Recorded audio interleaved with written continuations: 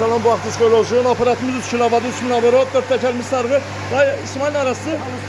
Dağıstan. İsmail'in Dağıstan kendi değil. Ol fazla kıymet 1000 manat. At geçsin. Bakın.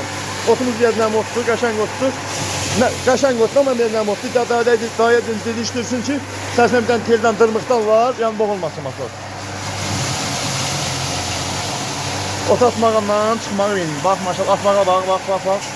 Kısa sarkan bile sar balası. Sattırma, uğraştırma pulsuz. Yani ol pazarı. Bakın. Ay daha öz değil ki ot gəliz ottu. Otun çok gəliz ottu. Ha? Çok gəliz ottan bak. Üstüne koyduğumuz ineğleydi. Bakın. Hatta yat geçsin. Nətər doğru razımıyız? Hələ doğru. Hələ. Xeyirli olsun. Xeyirli işler. Allah köməyin olsun. Siz de ot atanda dil batarsınız. Birinin içinde tel olar, demir olar. Yani şu bıçakları xarab eləməsin. Ne pulu verib alsın. Kol fazla. Toxumuzda 220, 224. Maşallah. Ha? Üstten toz yok, torpak yok.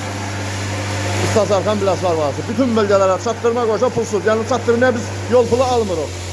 Yol pulu aparatın qiymətinin içindədir. Yəni aparatı çatdırmaq pulsuz əslində. Qiyməti 1000 manatdır.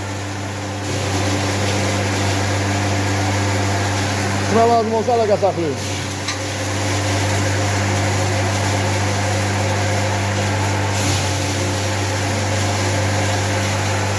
Buradan atır, oradan doğrayır maşallah. O tərsində mən deyəcəm. Yoxsa atanda içindən daş düşür, dəmir düşür, bıçaqlar zayılır. Bax, atma. Üstten ne toz yok, ne torpak.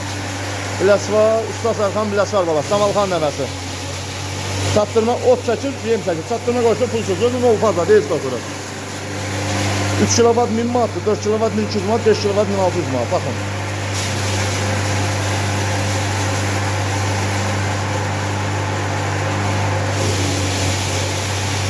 Oradan atır, buradan tutur.